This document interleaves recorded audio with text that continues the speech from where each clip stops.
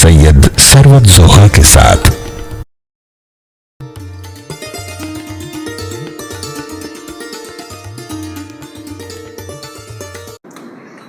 ہمارے عہد کے معروف معتبر اور منفرد شاعر خالد عرفان، جنہوں نے شاعری میں مزاح کو اعتبار دیا ہے، نیو یارک میں مقیم ہے۔ امریکی ان کی صحبت سے محروم، بلا شبہ اردو شاعری سے دوری کی وجہ سے۔ امریکیوں کی اس محرومی میں بخدا خالد عرفان کا کوئی عمل دخل نہیں، مگر اسے کیا کہا جائے کہ ان محروم امریکیوں کے بعد اب امریکہ میں خالد عرفان کو اشعار سنانے کے لیے ہم جیسے ہی لوگ دستیاب ہوئے، اور یہ سارے کم و بیش وہی لوگ ہیں جن سے کبھی گھبرا کر خالد عرفان نے پاکستان چھوڑا تھا۔ میں بھائی خالد کو مقافات عمل سمجھانے کے لیے اسی بات کو مثال کے طور پہ بار بار پیش کرتا ہوں۔ خالد عرفان کی شہرت انہیں گھر میں نہیں رہنے دیتی۔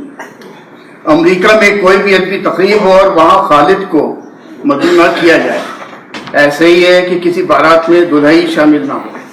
خالد انکار نہیں کرتے، حامی بھر دیتے۔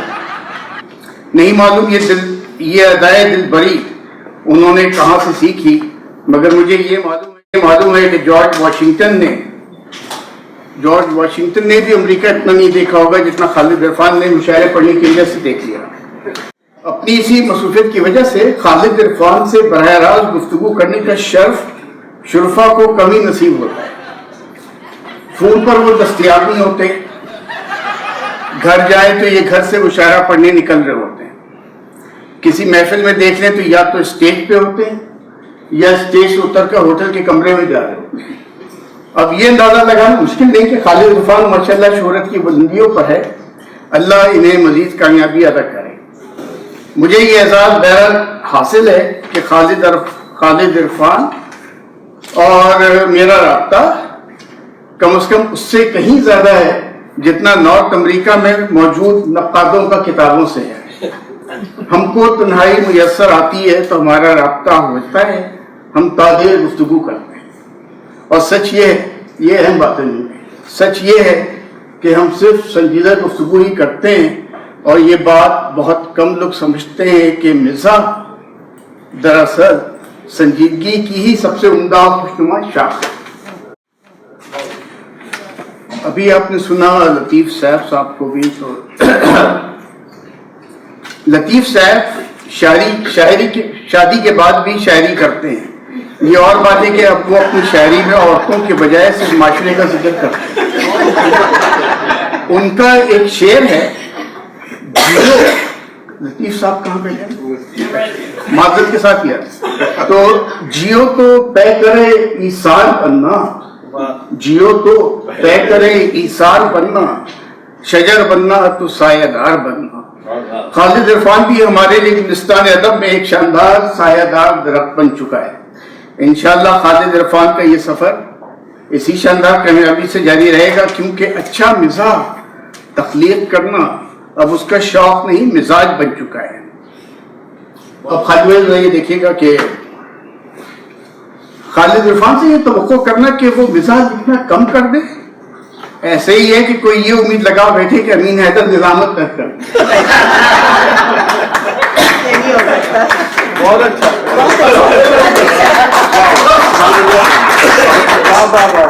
خالد عرفان سے یہ توقع رکھنا کہ وہ مزاج اتنا کم کر دے، ایسے ہی ہے کہ کوئی یہ امید لگا دے کہ امین حیدر نظامت کر۔ کیا بات ہے! خالد عرفان سے اس کی شاعری یا امین حیدر سے ان کی نظامت نکال دینے کے بعد ان دونوں میں صرف ادھورا، اداس، حیران اور بڑی حد تک نامکمل شریف آدمی رہ جائے گا۔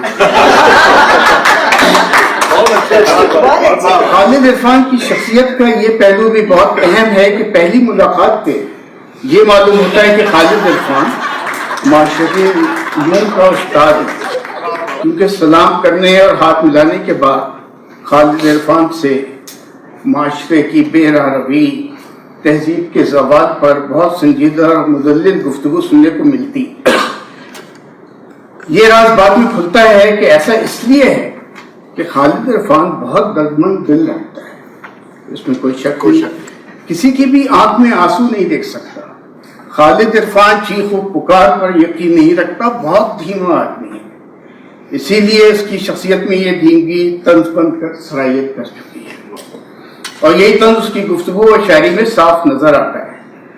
اردو ادب و مزاح کے حوالے سے عالمگیر شہرت رکھنے کے باوجود انکساری، سادگی اور بھول پن خالد عرفان میں ابھی بھی موجود ہے. خالد عرفان ہمیشہ دوسروں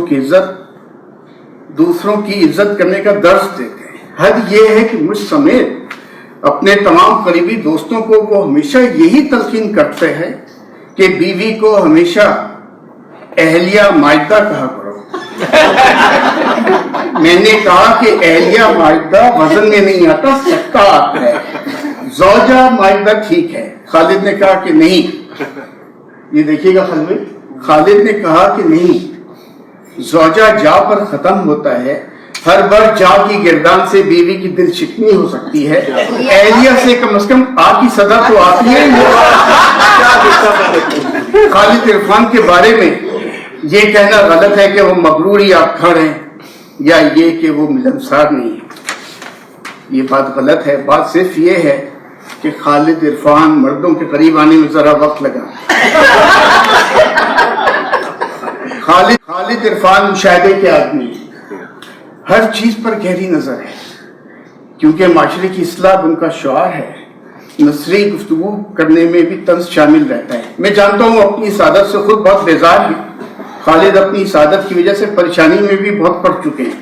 ان کو باوجود پرچہ اچھا کرنے کے امتحان میں ممتحن ہمیشہ کم نمبر دیتا تھا اور نوٹ لکھ دیتا تھا کہ جواب سارے درست تھے مگر بہت طنز شامل تھا.